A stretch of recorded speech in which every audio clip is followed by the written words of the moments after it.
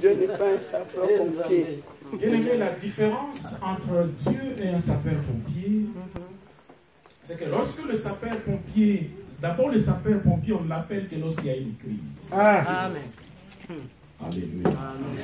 On appelle le sapeur-pompier que lorsqu'il y a une urgence. Et lorsqu'il a accompli son travail, le sapeur-pompier s'en va. Et je ne sais même pas si nous prenons le temps de lui demander son nom. Seigneur, ta grâce. Amen. Dieu dit qu'il n'est pas un sapeur-pompier. Amen. Alléluia. Alléluia. Bien-aimé, le thème d'aujourd'hui reste sous l'autorité de Dieu. Seigneur, ta grâce. Beaucoup d'entre nous, nous venons.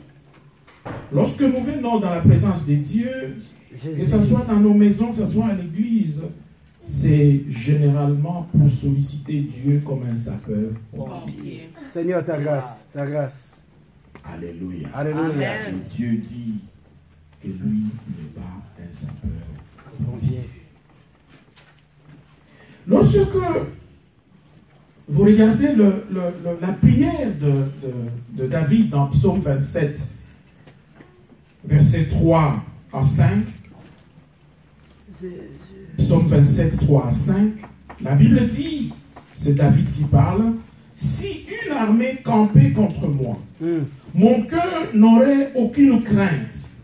Si une guerre s'élevait contre moi, je serais malgré cela plein de confiance. » Seigneur, ta grâce. Pourquoi David dit-il cela?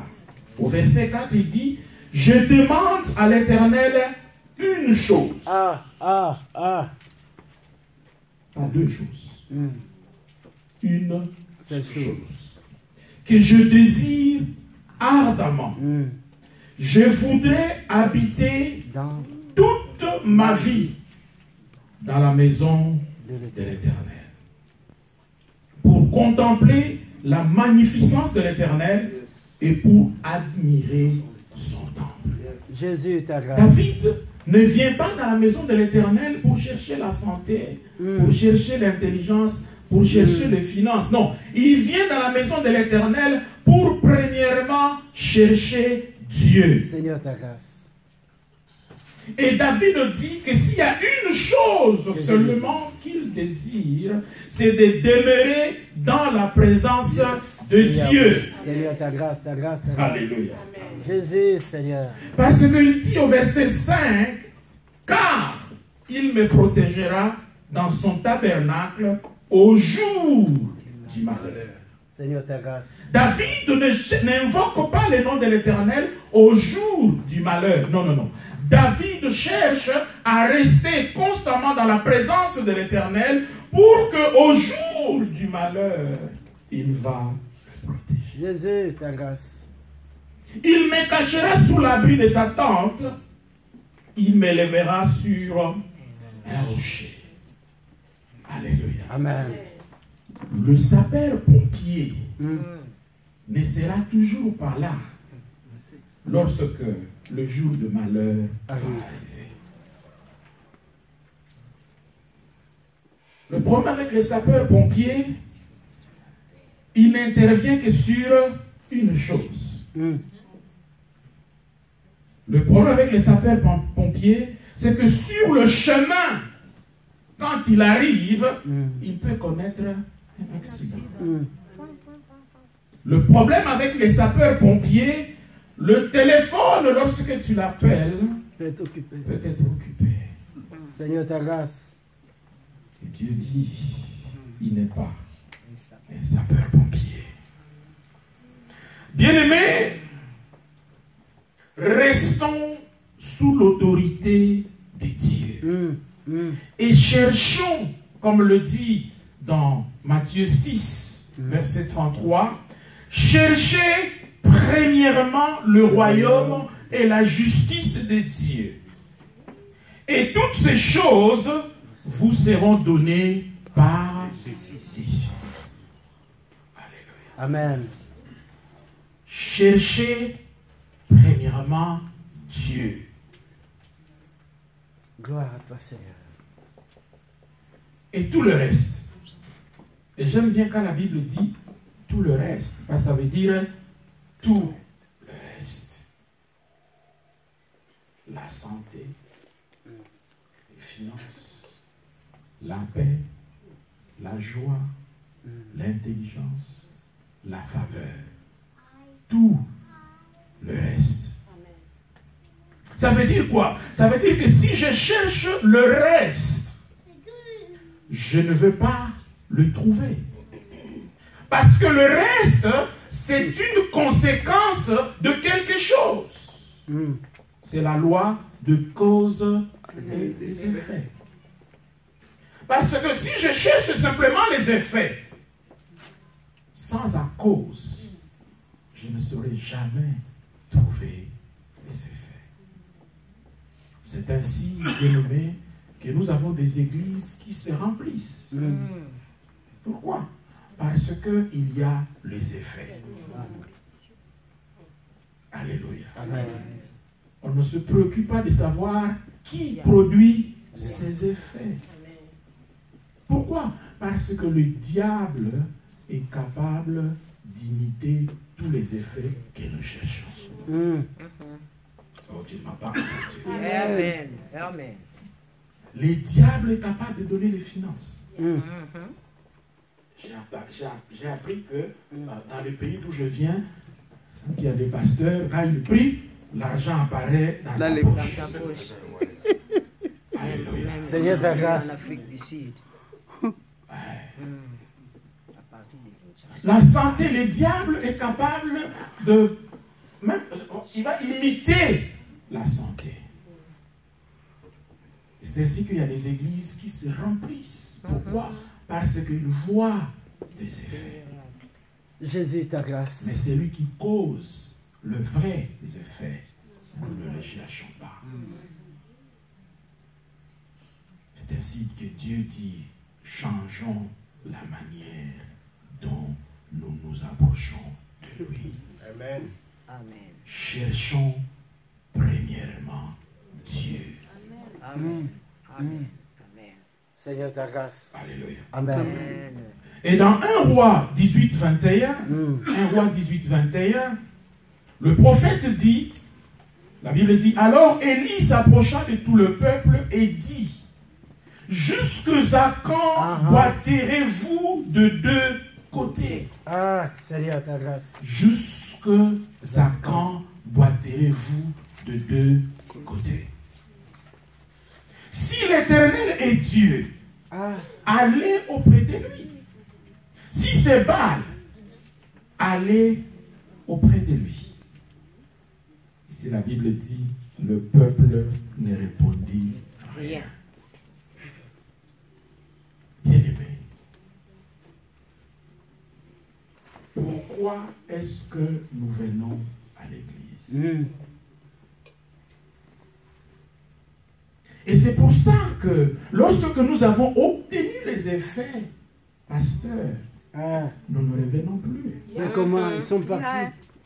Je peux compter 10 ou 15. Alléluia. Je connais leurs noms. Parce que nous sommes venus pour les effets.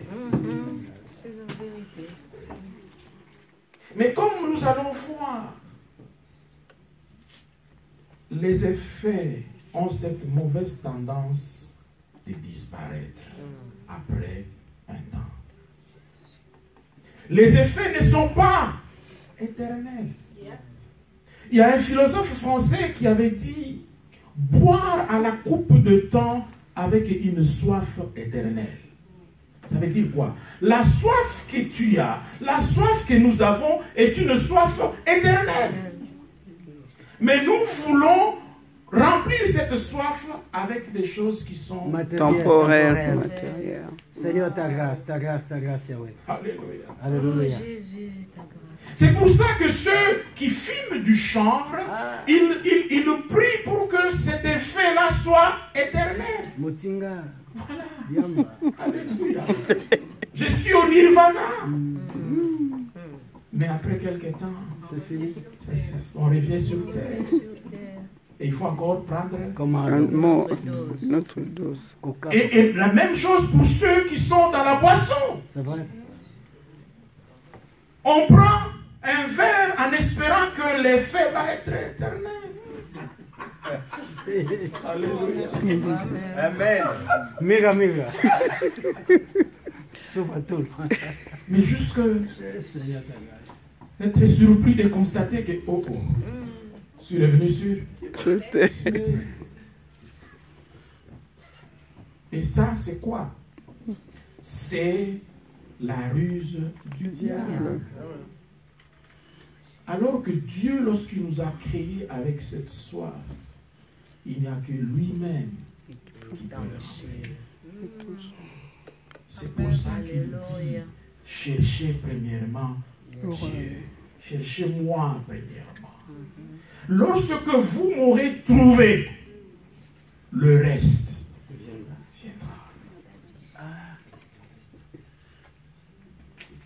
Mais prenons rapidement l'histoire de l'enfant prodigue. Dans le livre de Luc, chapitre 15, versets 11 à 17. Lorsque vous lisez ce texte, la première chose qui me frappe, c'est que l'enfant prodigue lui-même reconnaît que tout vient du Père. Tout ce que nous cherchons vient du Père. Donc si tu trouves le Père, tu as le reste. Amen. Je vous avais déjà raconté l'histoire de ces tableaux, de collectionneurs de tableaux. Peut-être que c'est le temps de le reprendre.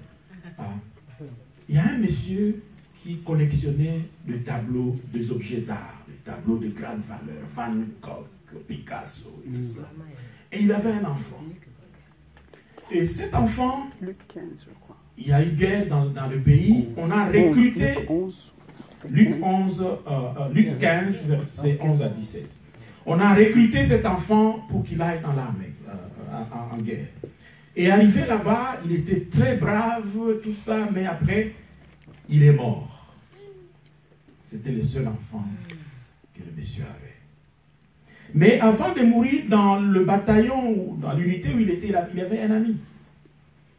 Et il avait réussi à sauver la vie de cet ami en guerre. Et cet ami avait un talent de peintre. Et quand l'autre est mort, l'ami a fait un tableau, l'a peint en fait, un tableau de son visage. Et lorsque la guerre est terminée, l'ami là a cherché le père de l'autre, il l'a trouvé, il lui a raconté l'histoire, que ton fils, ce qu'il a fait pour moi, je n'ai pas de moyens pour le payer. Mais j'ai utilisé mon talent pour le peindre. Et comme je savais que tu es un grand collectionneur d'objets d'art et que tu aimais ton fils, je suis venu pour te donner ces tableaux. Le papa était très touché. Quelques temps plus tard, le papa va mourir.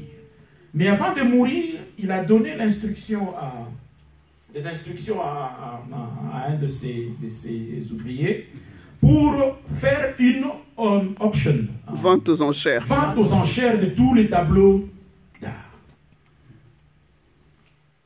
À travers le monde, on connaissait ce monsieur comme un grand collectionneur. Et donc, on a envoyé des messages que non, tel monsieur est mort, on va mettre aux enchères tous les tableaux. Du monde entier, les gens sont venus parce qu'ils savaient qu'il y avait des tableaux des grands maîtres. Arrivé le jour des enchères, le monsieur qui était en charge dit les instructions que j'ai reçues, je dois d'abord commencer par mettre aux enchères les tableaux de son fils, donc avec l'image de son fils. Oh, les gens disent, mais c'est qui a peint ces tableaux-là? Inconnu. Dis donc, nous on attend que Picasso, on attend Van Gogh et tout ça. On dit, qui va prendre? C'était des saluts jusqu'à $1. Parce que ça n'avait pas de valeur. Alors il y a un domestique de ces messieurs-là qui s'est rappelé de l'amour que le papa avait pour son fils. Il dit, ok, moi je vais prendre les tableaux. Il vient, $1, on lui donne les tableaux. Et le monsieur qui conduisait les enchères dit, on a terminé. Wow. Elle dit, non, non, non. Les gens disent, non, il y a un problème là. Nous sommes déplacés et tout ça. Tu dis, on n'a pas encore commencé en fait. Parce qu'il y a les Picasso et Van Gogh. Mais comment? Il dit, non, non, non. Les instructions que j'avais reçues, c'est que celui qui prend le tableau du Fils prend le reste. Wow. Ah, tu n'as pas entendu. Amen. Amen. C'est lui qui prend le tableau Du Fils. du Fils, Quand prend le tous les autres tableau. tableaux. Donc ces domestiques-là, Il est devenu avec riche. le 1 dollar qu'il avait, il a tout pris. C'est lui qui a le Fils, À tout. À tout. a le Père, et il a Tout. Le Saint-Esprit, il est tout. Alléluia. Amen. Ne cherchez pas le tableau de valeur. Il y a un tableau qui a plus de valeur que tous les autres. Amen. En fait, c'est les tableaux d'où viennent tous les autres tableaux. Amen. Et ces tableaux-là, c'est celui du Seigneur. Donc dans Luc 15, 12, le plus jeune dit à son père, mon père, donne-moi la part de bien qui doit me revenir. Et le père leur partagea son bien. Donc le fils, le jeune, reconnaît que, d'abord il est resté dans la maison, et que tout ce qui est dans la maison vient d'abord du Père. Amen. Amen. Parce que, bien aimé, lorsque nous ne sommes pas sous l'autorité de Dieu, lorsque nous nous éloignons de Dieu, cela conduit à la dissipation de ressources. C'est vrai. Dans Luc 15, verset 13, la Bible dit, peu de jours après, le plus jeune fils, ayant tout ramassé, partit pour un pays éloigné. Où il fit quoi? Il dissipa son bien en vivant dans la débauche. Seigneur, ta grâce. Pourquoi? Parce que dans Psaume 36, 10, Psaume 36, verset 10, la Bible dit, car auprès de toi est la source de vie, par ta lumière, nous voyons la lumière. Bien-aimé, Dieu peut mettre à ta disposition une quantité extraordinaire de ressources. Mais s'il ne te donne pas la sagesse pour gérer ces ressources, tu vas les gaspiller. C'est vrai, c'est vrai, c'est vrai, c'est vrai. Donc moi, je ne dis pas, Seigneur, donne-moi, donne-moi, donne-moi. Mais si tu as d'abord Dieu, et que ces ressources arrivent, l'Esprit de Dieu va te conduire. Amen. Il en est de même pour l'argent. Pasteur, il en est de même pour l'intelligence. Oh, gloire à toi, Seigneur, ta grâce. Ta Combien d'entre nous ne sont pas de fois forcés à utiliser notre intelligence pour faire des choses qui ne glorifient pas Dieu? Seigneur, ta grâce. Il en est de même pour nos véhicules. Des fois, on fait des choses avec des véhicules qui ne glorifient pas Dieu. C'est pour ça que, pour certains d'entre nous, Dieu va attendre jusqu'à ce que nous puissions mûrir pour nous donner le véhicule. Seigneur. Alléluia. Amen. Des fois, même l'habit. Il y a beaucoup de choses que nous faisons avec nos habits qui ne glorifient pas Dieu. Dieu. Pourquoi? Parce que tu veux mettre cet habit pour que toi, tu sois mis en évidence. Baye, baye. Alléluia. Vamos là. Pour que toi, tu sois mis en évidence, qu'on te voit. Le problème, bien-aimé, c'est que ceux que tu veux qu'ils te voient, parmi eux, il y a des occultistes. Seigneur, ta grâce. Alléluia. Donc si tu t'es habillé pour attirer les gens, tu ne sais pas ce que tu vas attirer. C'est un peu comme un pêcheur qui jette un filet sans trop savoir ce qu'il va attraper. Un jour, tu vas sortir un serpent. Parce que l'intention que tu avais, c'était d'attirer. L'intention que tu avais, c'était de séduire. Et le diable va te servir. Alléluia. Amen. Jean 8, 12, dans Jean 8, 12, le Seigneur dit, Jésus leur parla de nouveau et dit, je suis la lumière du monde. Celui qui me suit ne marchera pas dans le ténèbre, mais il aura la lumière de la vie. Bien-aimé, j'ai besoin de la lumière de la vie. Parce que je ne sais pas chaque matin quand je me réveille, je ne sais pas ce qu'il y a dans cette journée-là, ces jours-là. Lorsque je vais au travail, je ne sais pas qui est qui. Lorsque tu vas dans une réunion, pasteur, je le dis au Seigneur, ici je ne sais pas qui est qui. Aidez-moi. Alléluia. Gloire à toi, Seigneur. Donc, lorsque nous venons et cherchons Dieu comme sapeur-pompier, et qu'il décide de nous donner ces ressources, comme il a fait ici pour les jeunes garçons, pour les jeunes frères, oh mon Dieu. C'est ainsi que lorsque Moïse a été présenté par cette offre de Dieu, qui lui dit,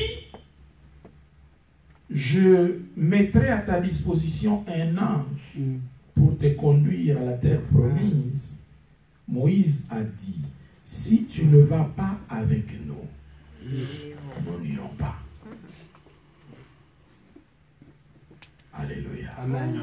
Jamais sans Dieu. Sans Dieu. Il y a beaucoup de choses que nous appelons bénédictions, que nous prenons sans Dieu. La Bible dit, c'est la bénédiction de l'Éternel qui enrichit. Ça veut dire quoi? Il y a plusieurs autres choses que nous appelons bénédictions qui ne sont pas des bénédictions. Loin de Dieu, il n'y a point de ravitaillement. Dans Luc 15, verset 14, la Bible dit, Luc 15, verset 14, lorsqu'il eut tout dépensé, une grande famine survint dans ce pays et il commença à se trouver dans le besoin. C'est vrai, c'est vrai. Vous connaissez l'effet ventilateur? Ventilateur. Lorsqu'il est branché, il tourne. Mais même lorsqu'on le débranche, il tourne. Le problème, c'est qu'un jour, à un moment, ça va s'arrêter. Ne jugeons pas, surtout, ne jugeons pas la disponibilité des biens matériels comme si Dieu avait approuvé notre manière de vivre. Donc tu ne m'as pas entendu. Ce n'est pas parce que tu as encore ce travail. Ce n'est pas parce que tu as encore cette voiture. Ce n'est pas parce que ton compte en banque est encore en bon terme, Seigneur, que Dieu approuve ta manière de vivre. Parce qu'un jour viendra où Dieu va couper tout cela. Alléluia. Amen. Dans Jean 15, 1 à 5, le Seigneur lui-même dit, Jean 15, 1 à 5, je suis le vrai cep et mon Père est le vigneron. Tout sarment qui est à moi et qui ne porte pas de fruits, il le retranche. Et tout sarment qui porte du fruit, il le monte afin qu'il porte encore plus de fruits. Et plus loin, il dit, je suis le cep, vous êtes les sarments. Celui qui demeure en moi et en qui je demeure, fait quoi? Porte beaucoup de fruits. Car sans moi, vous ne pouvez rien faire. Bien-aimés, cherchons premièrement les royaumes de Dieu. Laisse que Christ, chaque jour, chaque matin, chaque fois que nous venons, laisse que notre prière principale soit, Seigneur, manifeste-toi. Enseigne-moi de voir. Enseigne-moi à t'aimer. Enseigne-moi comment marcher avec toi. Enseigne-moi comment t'honorer. Loin de Dieu, bien-aimé, tu vas terminer au service de l'ennemi. Alléluia. Amen. Dans Luc 15, versets 15 à 16, la Bible dit, il alla se mettre au service d'un des habitants du pays, qu'il envoya dans ce champ garder le pourceau. Il aurait bien voulu se rassasier des carouges que mangeaient les pourceaux, mais personne ne lui a donné. Toujours dans la recherche des effets, le diable a attrapé beaucoup parmi nous. Yahweh. On va te dire, d'ailleurs, tu connais ce pasteur-là. Lui aussi, il vient ici. Je suivais un témoignage hier. Ah, il y a des gens ici qui connaissent ces Dingwe. Il y a beaucoup de pasteurs qui sont allés le voir. Donc, si les pasteurs voient les Dingwe, pourquoi est-ce que le Mondimi simple ne va pas avoir les Dingwe? Le problème de Mondimi, c'est que pour lui, il n'y a aucun problème. C'est ainsi que les gens veulent nous recruter dans le monde occulte en nous disant il n'y a aucun problème. Tu peux être franc-maçon et être à l'église. Alléluia. Amen. Mais bien aimé, Jean 10, verset 10 dit ceci. Le voleur, le diable, ne vient que pour dérober, égorger et détruire. Vrai. Moi, Jésus-Christ, je suis venu afin que le brebis ait la vie et qu'il ait la vie en abondance. Bien-aimé, le diable va t'envoyer dans des contrats où il va cacher les petits écrits. Le small print. Les choses qu'on ne lit pas. Moi, je ne te connais pas, tu m'envoies quelque chose. Alléluia. Seigneur, mais nous sommes tellement dans les besoins que bon, chaque mois tu vas avoir 20 000 $. Ah bon, tu sais. ça. Ce que tu ne sais pas, c'est que le prix que tu vas payer va être beaucoup plus important que ce que le diable va te donner. Il y en a qui ont dit, cet argent-là, tu ne dois pas le partager avec ta famille. Donc vous avez quelqu'un dans la famille qui apparemment est riche, mais le reste de la famille. Comment?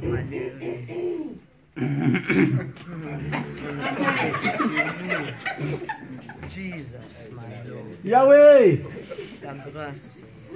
On a parlé. Il y en a qu'on pousse à sacrifier dans la famille des enfants. Il y en a qui vendent tout ce qui appartient à leurs enfants.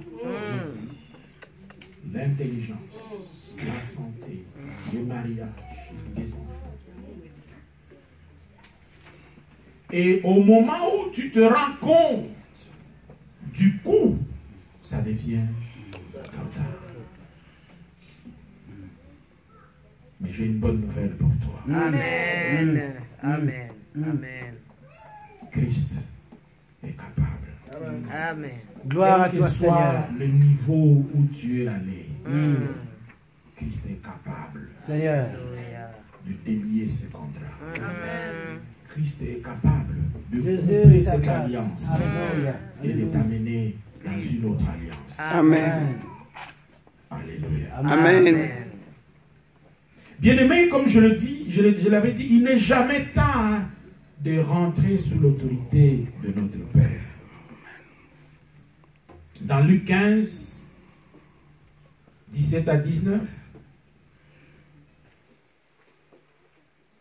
la Bible dit, étant rentré à lui-même, il dit, combien d'ouvriers chez mon Père ont du pain en abondance et moi je meurs de faim.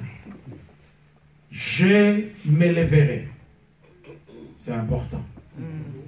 Il faut qu'à un moment donné, nous prenions conscience que nous nous sommes éloignés de Dieu.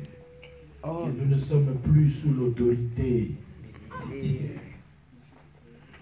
Je me leverai, j'irai vers mon Père et je lui dirai, mon Père, j'ai péché contre le ciel et contre toi. Je ne suis plus digne d'être appelé ton fils. Traite-moi comme l'un de tes ouvriers. Alléluia. Amen. Parce que, bien-aimé, dans Ézéchiel 18, 23, la Bible dit, c'est le Seigneur, l'Éternel qui parle, c'est que je désire. Est-ce que le méchant meurt? Dieu dit, ce n'est pas ça que je désire. L'Éternel, n'est-ce pas qu'il change de conduite et qu'il vive? Alléluia. Amen. Bien-aimé, pourquoi est-ce que nous devons chercher premièrement le royaume de Dieu?